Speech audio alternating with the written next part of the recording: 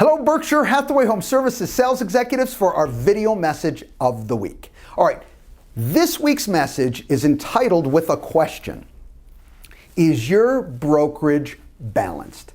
Now, through everything we talk about, we push the concept because it's a fact that you're running a business. In fact, we see it as you're running a brokerage within a brokerage, be it it's a brokerage of one or a brokerage of 101. That's your model. The kicker is regardless of which size your particular brokerage is, you're running a business. And I have 3 tips for you today that will help balance your overall brokerage. Let's begin.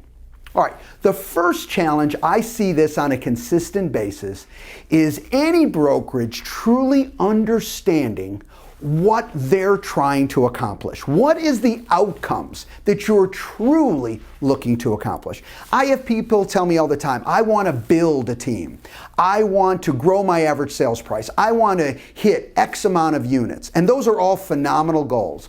But when I start asking more questions, you know what I find? I find those goals start to change and adapt, and maybe some drop off, some are added on. Maybe you just focus on one key one because it's truly what you want. For any business to succeed and be balanced, it's got to work towards what you truly want. And the only way you get there is you've got to ask yourself those questions, and don't just run with the herd, but ask yourself, wait a minute, what Mark's saying here is, what do I really want to accomplish? Why am I doing what I'm doing? This is a little separate from your personal whys. Okay, that's different. This is for your business. What specific outcome is your business trying to achieve?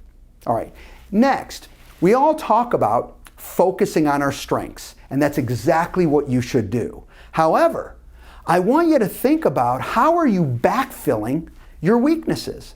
So you're focusing on your strengths, but how have your weaknesses getting backfilled? This is really, really key. See, sometimes we fall into the trap of saying, okay, these are my strengths, I really enjoy these, and I'm going to do these on a day-to-day basis. Brilliant idea. But that doesn't mean that those other things that are very important as well, they have to be done.